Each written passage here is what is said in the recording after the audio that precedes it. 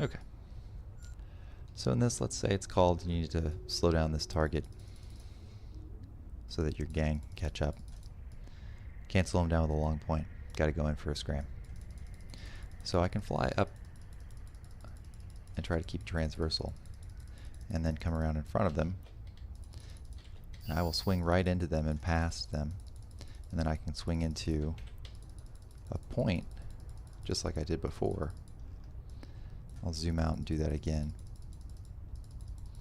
It's easier to do with the Garmer because obviously my scram range is a lot longer. So go ahead and start aligning towards the sun again with your micro warp drive on. And I'll do it as if you got a buzz within 9. As if I have to buzz within 9 to scram. So, you know, let's say I'm chasing a Demos, something that can scram web me. The momentum of your ship in an interceptor or whatever is great enough to where if you can skim that range, it should carry you out past any problem. So I'm going to come around beneath him and then turn up. Just get within that scram range, and you can see I got to about 11, which is heated scram range. And you know, if they grab a web on you at that range, an overheated Tech 2 web I think is 13, 12, 13.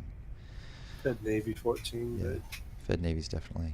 I believe it's 18 overheated. So you're gonna know pretty quickly. But the good thing about that is, unless they have a bonus scram, like on the Proteus, all he's gonna do is web you. And as long as you're watching that vector indicator, so let's say I'm coming in at Yan.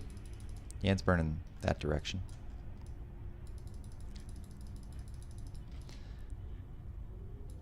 Here, hold on. Let me set this up better. Okay. FC says, tackle Yan. It's fine to hit approach to establish direction, but then you want to align off just a little bit so that your transversal is not 0. So let's say Yan notices, hey, this guy's coming in at me. I can kill this guy. Yan turn in at me.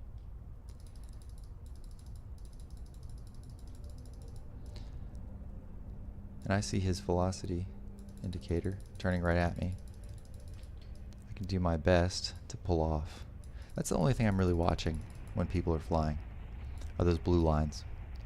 They tell you a ton about what's going on. So, as you can see, the flashy blue line here is the relation of my direction to him and my speed. The solid blue line is his actual travel direction. So he's traveling up towards me, I'm traveling down across him according to this blue line. He's traveling up towards me. It's opposite on your ship, but I just watch theirs. So right now you can see my transversal line versus his directional.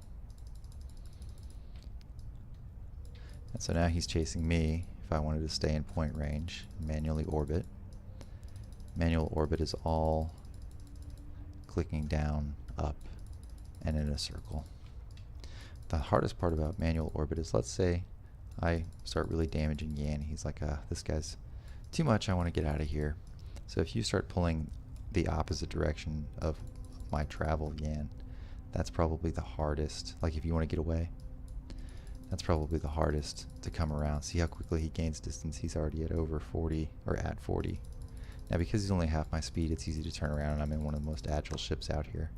But if you're in a faster ship, that's when that orbit becomes that egg shape, that elongated the back end, where you really have to catch up for something. And that's when you have to watch out for that slingshot maneuver, which is where you chase somebody. So if I chase Yan,